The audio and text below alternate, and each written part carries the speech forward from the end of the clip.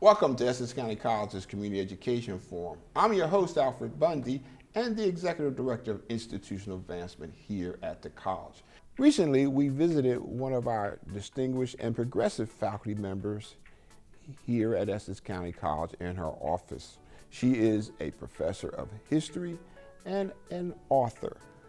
Let's hear from Dr. Margaret Stevens. Let's see what she had to say. I was born in the Midwest but moved to Newark when I was 7.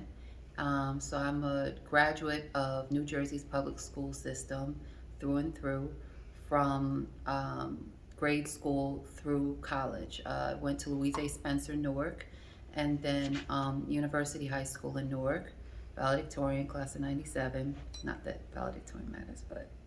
And then I went to Rutgers University in New Brunswick, got my bachelor's in English and philosophy, and with a minor in Spanish, and then moved on to do my doctoral work in American Studies with a history thesis on the Caribbean, Black workers in the Caribbean engaged in revolutionary movements with people in New York City. And I came back I finished in 2010 and came straight here and became a history professor here at the college, and was working for some time as the director of the Urban Issues Institute.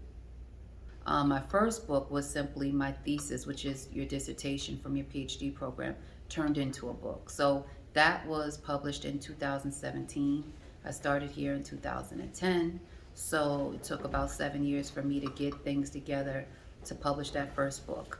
I did a tour in Europe when it was released. I think my work is more, they find it more interesting in Europe than they do in the United States. I have to work on that. But in any case, currently, so the first book was global in scope, about Black workers. Anything that I do is focused on people engaged in the fight against racism.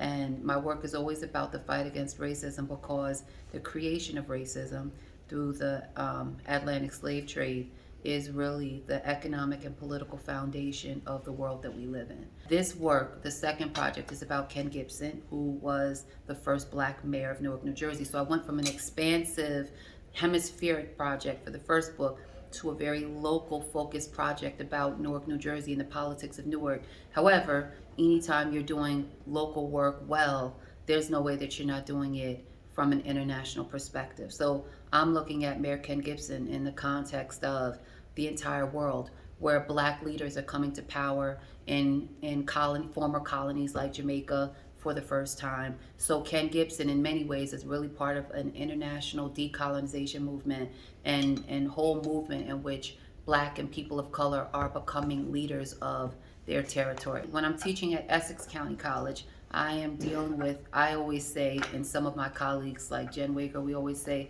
I'm dealing with some of the most intelligent people in the world, because you're talking about people who have come from some of the most fundamental basic struggles that capitalism provides, that forces onto people from this country and from around the world, who've decided that they want to do everything possible to get their way out of the most oppressive conditions that they were born into. So Essex County College is full of survivors. It's full of people who are often first generation college graduates, and being with people who understand the struggle from their whole life experience and who understand that journey through their own actions makes it easier for me to teach what I teach, simply because the struggle of the working class is the essence of every historical process that has moved history forward.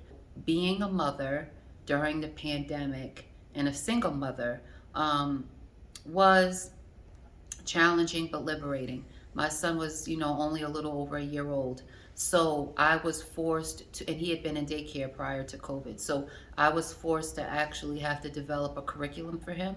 And I understand why people enjoy homeschooling, because you really get to be so creative about helping your children expand their minds.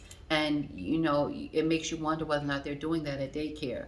On the other hand, the idea that we were supposed to be able to teach virtually from home while we had children screaming in the background was absolutely untenable. It was one of the most difficult things I've ever had to do. So I think that almost any student who had kids or any staff member at our college or anywhere who hears this will be able to say that yes, being a parent, much less a mother during the pandemic, was one of the most difficult expectations we had to fulfill, but we did it gladly because we wanted our children close to us. Coming directly out of the riots, one of the first things that was established was our college. We need these institutions now as more as ever, because the fact still remains that there are a tremendous number of young people who fall through the cracks in the educational systems in urban America, and they need another opportunity to try to get it together. And traditional four-year institutions have support systems, as we do, like EOF. However, there is no institution that is committed to open access in the way that we are in this area. And so that's just a basic philosophical commitment that you have to have in a society that purports to be committed to freedom and opportunity for all people. And we are the only institution that in our mission commits to open access, which means the requirement is that you want to change your life. You don't need to come in with a certain SAT score. You don't need to come in with a certain amount of money. You just need to come in with that will and that drive. Thank you, Dr. Stevens. And thank all of you for watching Essex County College's Community Education Forum. If you'd like to learn more about Essex County College, please visit us at essex.edu. If you'd like to check out more of our forum shows, you can catch us on Facebook or YouTube. I'm your host, Alfred Bundy. We'll see you next time.